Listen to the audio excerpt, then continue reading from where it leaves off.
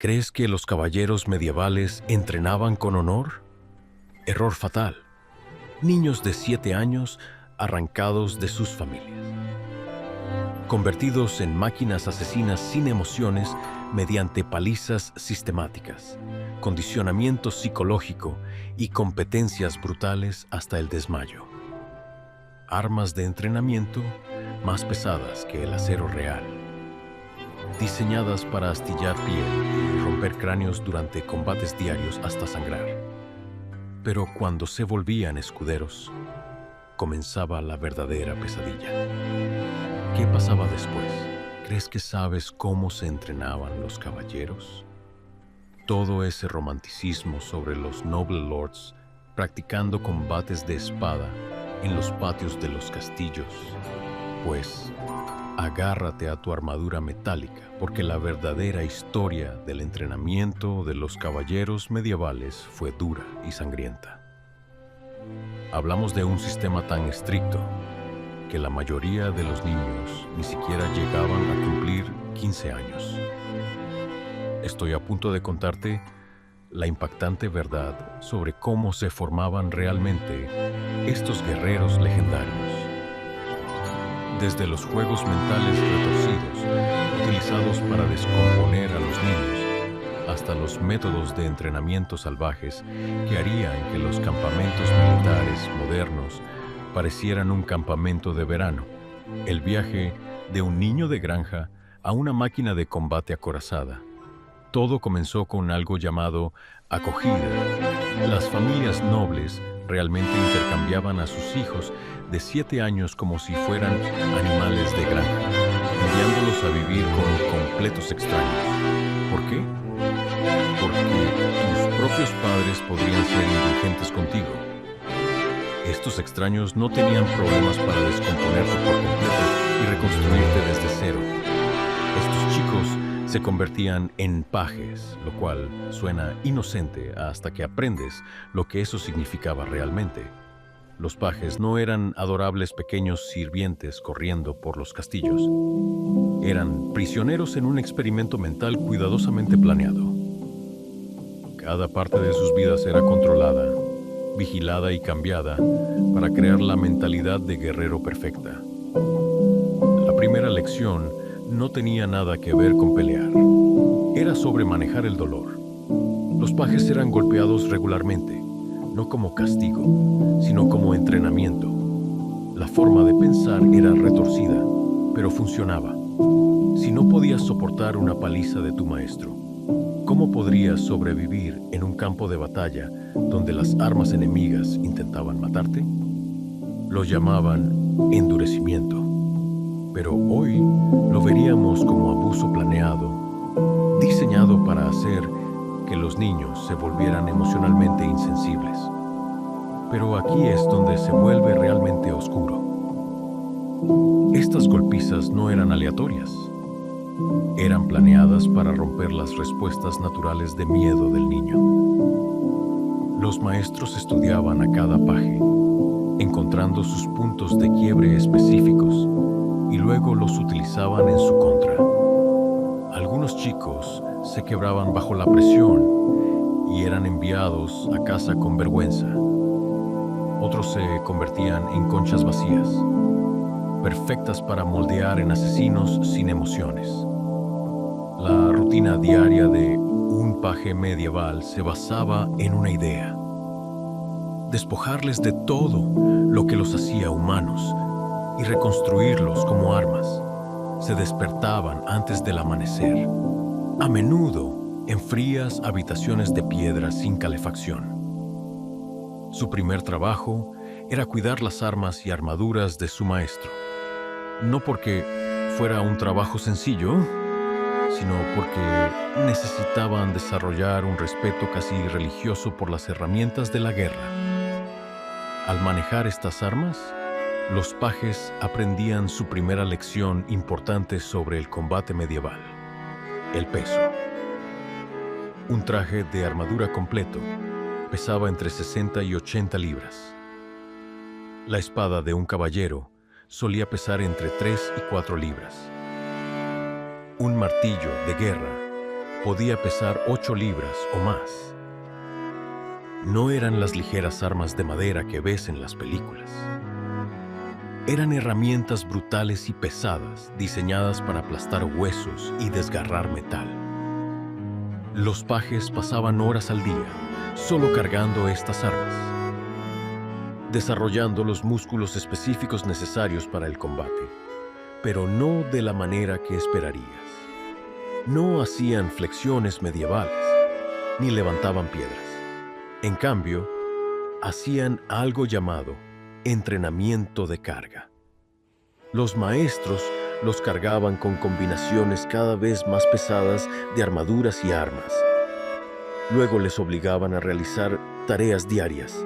Imagina intentar servir la cena mientras llevas una camisa de mallas de 40 libras y cargas un escudo, o limpiar suelos mientras equilibras una espada en tu cadera.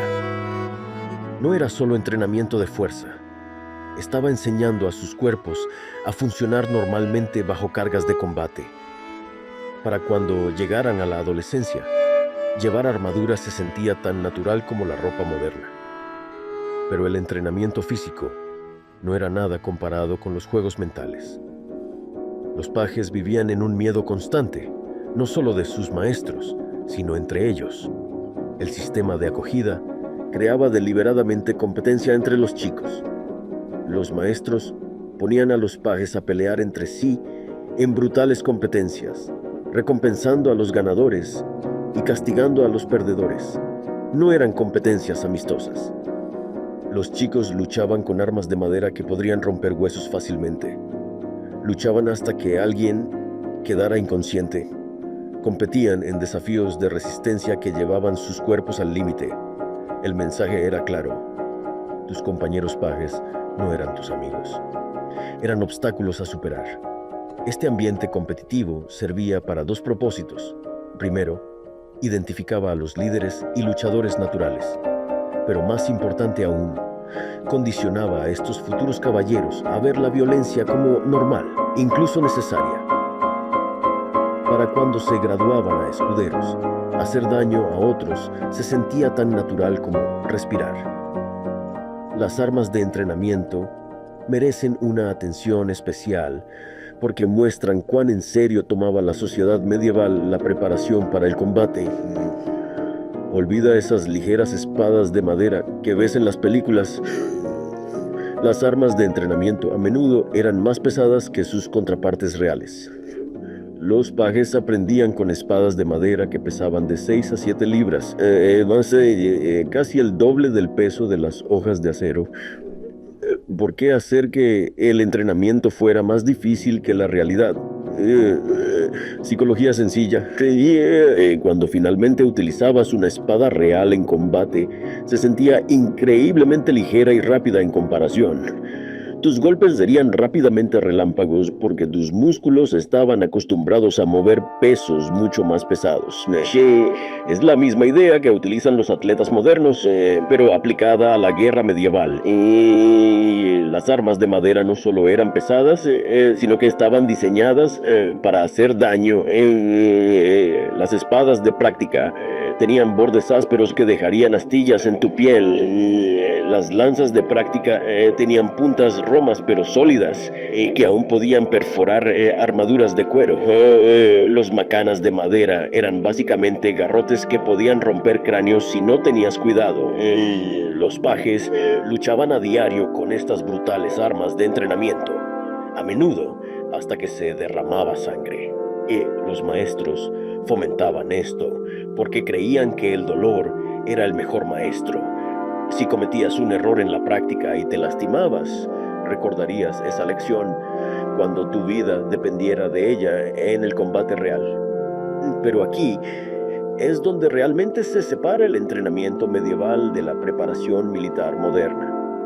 No eran adultos que habían vendido su servicio, eran niños, algunos tan jóvenes como 7, siendo sistemáticamente condicionados para matar sin dudar ni sentir culpa. Las técnicas psicológicas utilizadas eran sofisticadas y profundamente perturbadoras. Los maestros usaban algo que ahora reconoceríamos como condicionamiento clásico. Cada vez que un paje completaba con éxito una tarea violenta, recibía recompensas, comida, elogios, pequeños privilegios. Pero cualquier signo de debilidad o misericordia era recibido con un castigo severo. Con el tiempo, los cerebros de los chicos literalmente se reconfiguraban para conectar la violencia con resultados positivos y la compasión con el dolor. La transformación no sucedía de la noche a la mañana. Tomó años de manipulación cuidadosa convertir a un niño normal en alguien que pudiera cargar en batalla, blandiendo un hacha contra la cabeza de otro ser humano.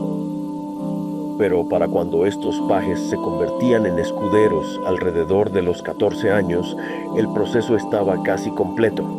Habían aprendido a suprimir emociones humanas naturales como el miedo, la empatía y la autopreservación. Desarrollaron la fuerza física y la resistencia necesarias para el combate acorazado. Lo más importante, habían incorporado la mentalidad de guerrero que definiría el resto de sus vidas. Pero solo hemos rascado la superficie de este sistema de entrenamiento medieval. Lo que sucedía cuando los pajes se graduaban a escuderos era aún más intenso, más peligroso y más dañino psicológicamente. El verdadero entrenamiento de combate ni siquiera había comenzado aún. A los 14 años todo cambió. El chico que una vez fuiste se había ido para siempre, reemplazado por algo más duro, más frío y mucho más peligroso. Bienvenido a los años de escudero, donde comenzó la verdadera pesadilla. Como escudero, ya no aprendías sobre la violencia. La estabas viviendo. Tu nuevo papel era simplemente seguir a un caballero completamente entrenado a donde quiera que fuera, incluso en combate real. No había espadas de práctica ahora, no escudos de madera, acero real, sangre real, muerte real.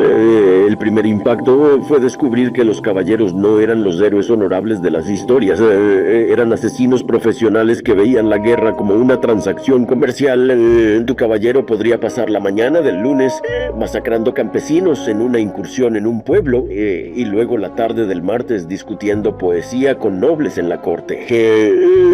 La capacidad de alternar entre la violencia brutal y el comportamiento civilizado no se consideraba inusual.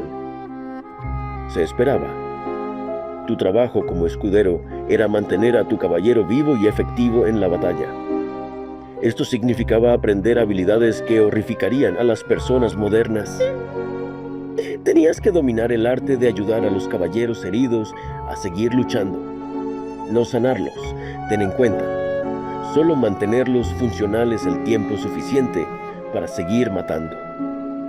Aprendías a rápidamente curar heridas de flechas con los materiales disponibles. Barro, tela, incluso cabello humano podía utilizarse para detener la hemorragia temporalmente. Descubrías cuáles lesiones eran inmediatamente mortales y cuáles podría soportar un caballero durante unos minutos más. Lo más perturbador, aprendías cuándo era más eficiente acabar con tus propios aliados heridos en lugar de perder tiempo tratando de salvarlos. El entrenamiento de armas intensificaba más allá de cualquier cosa que hubieras experimentado como paje. Los escuderos no solo aprendían a usar espadas y escudos, dominaban cada arma que podría aparecer en un campo de batalla medieval. Martillos de guerra que podían aplastar armaduras, ballestas que requerían 200 libras de fuerza para tensar, ejes de asta diseñadas específicamente para perforar cascos y alcanzar los cerebros debajo. Pero la arma más importante no estaba hecha de acero. Era tu caballo. La guerra medieval estaba dominada por la caballería pesada. Y aprender a pelear desde caballo era como aprender a pilotar un jet de combate mientras alguien te disparaba flechas en la cabeza. Solo la física era aterradora. Un caballero y su caballo cargando a toda velocidad, creaban aproximadamente 3.000 libras de impulso. Cuando esa fuerza chocaba contra una línea enemiga, los huesos no solo se rompían en pedazos. Entrenar para pelear a caballo significaba aprender a controlar tu montura con tus piernas y peso corporal, mientras tus manos estaban ocupadas con armamento. Practicabas golpear objetivos mientras galopabas a 20 millas por hora. Aprendías a inclinarte de la silla para dar golpes mortales sin caerte de tu caballo. Lo más desafiante de todo, dominabas la lanza. La lanza no era solo una larga espada. Era un instrumento de matar ingenieramente preciso que requería un momento y mecánica corporal perfectos para usarse efectivamente. Si acertabas el ángulo mal por unos pocos grados, fallabas tu objetivo completamente. Si tenías mal el agarre, el impacto podría arrancar el arma de tus manos o romperte el brazo. Si perdías el equilibrio, te arrojarías de tu caballo a toda velocidad, probablemente muriendo solo por la caída. Los escuderos practicaban el manejo de la lanza usando un dispositivo llamado quintana. Imagina un poste de madera con una barra transversal rotativa. En un extremo colgaba un blanco escudo. En el otro extremo, un saco de arena pesado. Cargabas el blanco con tu lanza intentando golpearlo en el centro. Si lo golpeabas correctamente, la barra transversal se alejaría de ti. Fallar o golpearlo mal haría que el saco de arena se girara y te arrojara de tu caballo. Suena casi cómico hasta que te das cuenta de que el saco de arena pesaba aproximadamente lo mismo que un caballero completamente armado. Ser golpeado por él a velocidad podría romper costillas, dislocar hombros o causar conmociones cerebrales. Los escuderos eran regularmente heridos durante el entrenamiento con quintanas, algunos lo suficientemente graves como para acabar con sus carreras caballerescas antes de que hubieran comenzado. Pero las lesiones físicas no eran nada comparadas con lo que sucedía a sus mentes. La exposición constante a la violencia estaba cambiando su química cerebral de maneras fundamentales. La neurociencia moderna nos dice que el trauma repetido literalmente reconfigura las vías neuronales, especialmente en cerebros en desarrollo. Estos escuderos adolescentes estaban experimentando niveles de violencia y estrés que causarían un severo PTSD en los soldados modernos. Aún así, no se les permitía mostrar debilidad. Cualquier signo de miedo, vacilación o colapso emocional era recibido con castigo brutal. Los caballeros creían que la misericordia era un lujo que te mataba en el campo de batalla. Era mejor romper el espíritu de un escudero por completo que enviarlo a la batalla con dudas que podrían costarles la vida a ambos. El condicionamiento psicológico alcanzaba su punto máximo durante algo llamado sangrado. Este era el momento cuando un escudero mataba a otro ser humano por primera vez. No se suponía que sucediera en una gran batalla, donde el escudero podría congelarse y hacer que todos murieran. En su lugar, los caballeros organizaban que sus escuderos participaran en pequeñas incursiones o escaramuzas donde el resultado ya estaba decidido. El objetivo podría ser un grupo de bandidos, mensajeros enemigos o incluso solo campesinos del territorio de un señor rival. El objetivo no era la estrategia militar, era cruzar una línea que nunca podría volver a cruzarse. Una vez habías tomado una vida humana, algo dentro de ti cambiaba para siempre. Los caballeros sabían esto y lo usaban como el paso final en su condicionamiento psicológico. Después del sangrado, los escuderos informaban sentirse emocionalmente insensibles, desconectados de sus antiguos yoes. Lo describían como observar sus propias acciones desde fuera de sus cuerpos. como si alguien más estuviera controlando sus movimientos. La psicología moderna reconoce esto como disociación, una respuesta común al trauma severo. Pero los caballeros medievales lo veían como el nacimiento de un verdadero guerrero. La prueba final llegaba alrededor de los 21 años, cuando los escuderos eran elegibles para la caballería. Pero no era una ceremonia o graduación. Era un brutal examen que muchos no sobrevivían. El candidato tenía que demostrar que podía funcionar efectivamente en combate real, no solo en ejercicios de entrenamiento. Esto significaba participar en una campaña militar real donde su desempeño sería observado de cerca por caballeros experimentados. Tenían que demostrar no solo habilidad en la lucha, sino también la capacidad de tomar decisiones de vida o muerte bajo presión extrema. ¿Podían matar sin dudar? ¿Podían seguir órdenes incluso cuando esas órdenes significaban la muerte cierta para personas inocentes? ¿Podían mantener la disciplina mientras veían morir a sus amigos a su alrededor? Aquellos que pasaban se convertían en caballeros plenos, uniéndose a una hermandad de guerreros profesionales. Pero el costo era enorme. Estos hombres habían sido sistemáticamente despojados de la empatía humana normal y reconstruidos como instrumentos de violencia. Ya no podían relacionarse con personas comunes ni vivir vidas normales. La guerra era todo lo que conocían, y la guerra era para lo que eran buenos.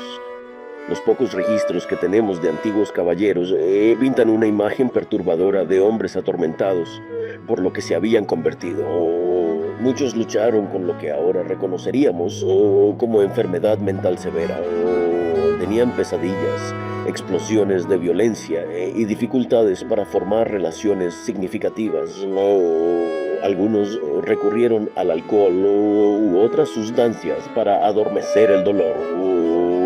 Otros simplemente se retiraron completamente de la sociedad. Así que ahí tienes tu realidad sobre el entrenamiento de los caballeros medievales. No era romántico ni noble. Era un proceso sistemático de abuso infantil, diseñado para crear asesinos emocionalmente dañados. No eran héroes de cuentos de hadas, eran víctimas traumatizadas de un sistema brutal que luego infligían ese mismo trauma a otros. La próxima vez que veas una película sobre valientes caballeros cabalgando para salvar el día, recuerda lo que realmente se necesitó para crear a esos guerreros. Recuerda a los niños de 7 años separados de sus familias y sometidos a años de tortura psicológica y física. Recuerda que detrás de cada brillante armadura había un ser humano roto que había pagado un precio inimaginable por sus habilidades de combate. El entrenamiento de caballeros medieval fue efectivo en la producción de guerreros, pero a un costo que ninguna sociedad civilizada debería estar dispuesta a pagar. Gracias por ver este episodio de Locura de la Edad Media. Si esto te abrió los ojos a la parte más oscura de la historia medieval, asegúrate de suscribirte, porque apenas estamos comenzando. Recuerda que la historia rara vez es tan noble como las historias hacen parecer.